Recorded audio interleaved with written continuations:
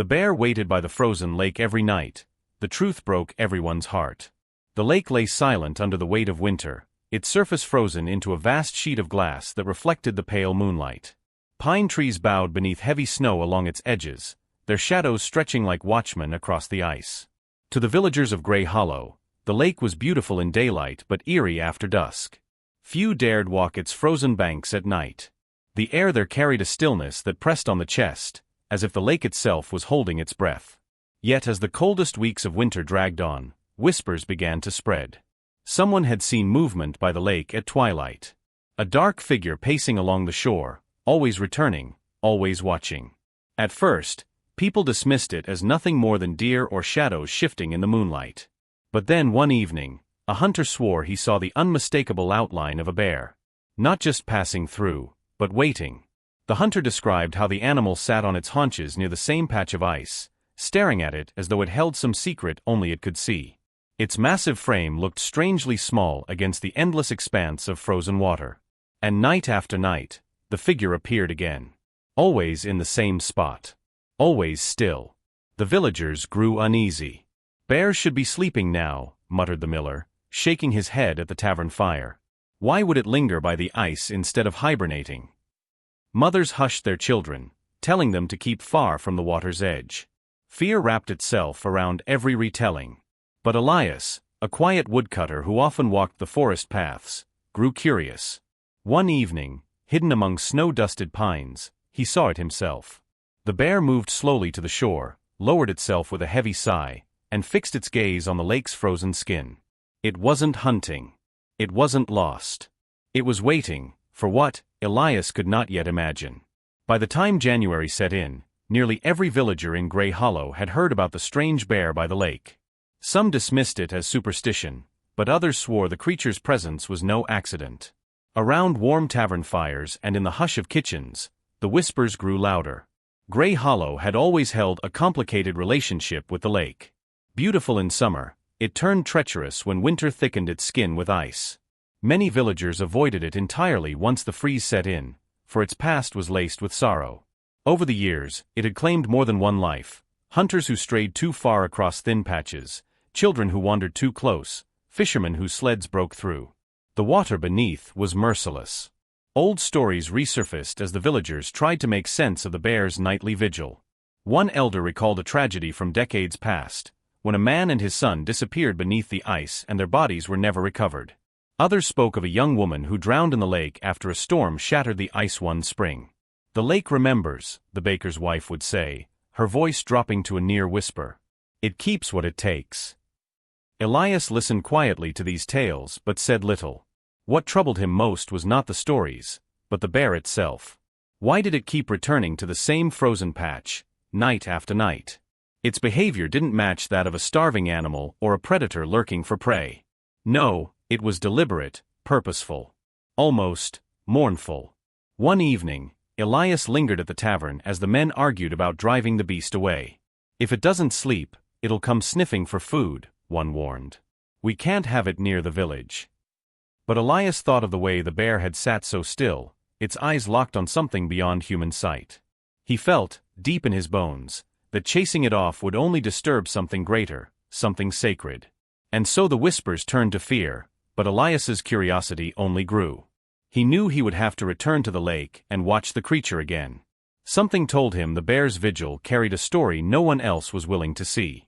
Elias chose a clear night to return to the lake, when the moon hung low and full, casting a silvery glow across the frozen expanse.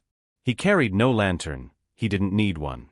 The snow reflected the light well enough, and he feared even the smallest flame might startle the animal away. He reached the tree line and crouched low among the pines. The lake stretched before him, silent and endless, as though it were carved from glass. For a long while, he saw nothing but shadows. Then, movement stirred near the far edge.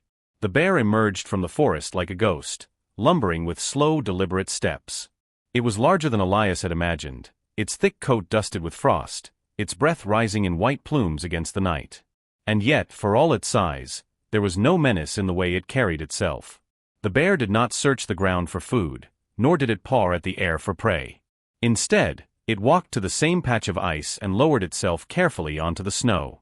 There it remained, silent and unmoving. Elias watched, shivering despite his heavy cloak. The minutes stretched into an hour, and still the bear did not leave. Its massive head lowered, eyes fixed on the frozen surface.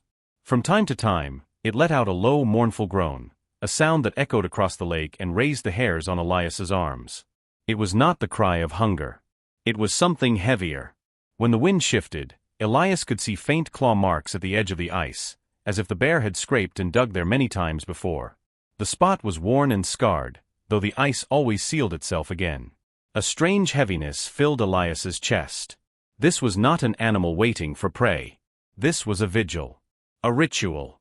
A grief played out beneath the frozen stars. And as Elias finally slipped back into the forest, one thought echoed in his mind. Whatever the bear sought beneath that ice, it had not given up hope of finding. The following night, Elias returned with heavier boots and a lantern hidden beneath his cloak. He had resolved not only to watch the bear, but to try and understand what drew it to that single patch of ice. A gnawing curiosity gripped him, stronger than fear. When he arrived, the creature was already there. Its hulking body crouched low, paws pressed against the frozen surface. In the stillness, Elias could hear the scrape of claws dragging across the ice. Again and again, the bear dug, stopping only to groan, then resuming its futile effort. Elias crept closer, his breath clouding the air. He stopped just short of the treeline, close enough now to see the marks etched deep into the ice. They weren't random scratches, they were desperate attempts to break through. His heart quickened. The bear rose suddenly on its hind legs, slammed its weight down, and for a moment the ice shuddered. A low cracking sound echoed outward like distant thunder. Elias froze, terrified that the entire lake might split open beneath them. But the surface held, strong and unyielding. Then, as the moon broke free of a passing cloud, Elias's eyes widened. Beneath the thin layer of ice, darker than the water itself, lay a shape. Faint, blurred, but undeniably there. He leaned forward, straining to see more, but the shadows of the lake kept their secret half hidden. Still, he knew what he had glimpsed: bones. Something was entombed beneath the ice. The bear let out a mournful bellow, a sound that pierced Elias to the marrow. It pawed at the ice again, frantic, as though trying to reach what lay below. Elias staggered back, shaken. The weight of realization pressed heavy upon him. This was no random ritual, no wandering hunger. The bear wasn't waiting for food. It was waiting for someone. The vision of that dark shape beneath the ice clung to Elias's mind long after he returned home.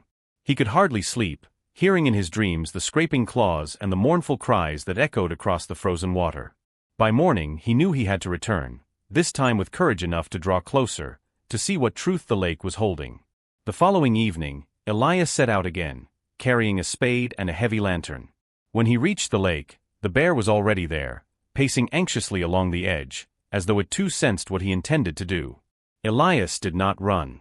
Slowly, step by step, he advanced across the snow. The bear stopped its pacing but did not charge. It simply watched, eyes glimmering with something Elias had never expected to see in a wild creature: sorrow. At the scarred patch of ice, Elias set down his lantern. The bear lowered its head, groaning softly, almost as if in permission. With shaking hands, Elias raised his spade and began to chip at the surface. Each strike rang through the stillness, echoing across the lake. Bit by bit, the crust gave way. Water seeped up, cold and black, until at last the outline beneath the surface grew clearer. It was smaller than Elias had first thought. Not the remains of a man, nor a deer, but of a cub. A tiny bear, preserved in the icy grave where it had fallen months ago, perhaps even last winter. The mother's vigil suddenly made sense. She had not left the spot because she could not. Night after night, she had kept watch over the place where her cub had slipped through, waiting mourning, unwilling to abandon her lost child. Elias's throat tightened as he lowered his spade. The mother bear gave a long low moan that seemed to carry all the grief of the wilderness itself. It was the sound of love refusing to fade, even in the face of death. And in that moment, Elias understood: animals, too, carried memories. They, too, knew the weight of loss. Word of the discovery spread quickly through Grey Hollow. Elias told no one of the exact moment he shared with the bear by the ice, but the truth, the heartbreaking truth, moved quietly from mouth to mouth. A mother mourning her cub.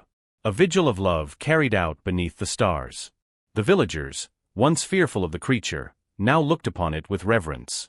Where they had seen a threat, they now saw a mirror of their own grief. Every family in Grey Hollow had lost someone to the cold, to the forest, or to the lake itself. The bears' mourning was not so different from their own. A small group gathered at the lake one afternoon, bringing branches of pine and wildflowers dried from autumn. They built a modest memorial on the snowy bank, a wooden cross, a ring of stones, and offerings of berries and fish. Elias stood among them, his eyes fixed on the water. The mother bear was there as well, silent and still, watching from a distance. She did not approach, but she did not flee either. That night, under the pale glow of the moon, Elias returned alone. The bear had come to the edge of the memorial. It lowered its massive head, sniffing the offerings, then lay down beside the stones. 4 hours, it remained there, motionless except for the slow rise and fall of its breath. Elias stood hidden in the trees, tears freezing on his cheeks. The vigil did not end. The mother bear continued to visit the lake, sometimes nightly, sometimes only when the moon was full. The villagers left her in peace, no longer speaking of driving her away. She had earned her place there, just as much as they had.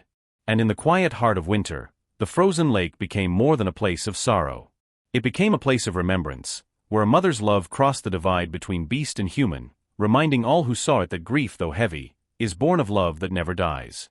And so the frozen lake kept its secret, but the mother bear kept her vigil, proof that love, even in the wild, never lets go. This story reminds us that grief knows no boundaries. Whether human or animal, love leaves a mark that time and loss cannot erase. It teaches us to honor those we've lost, not with fear, but with remembrance and compassion.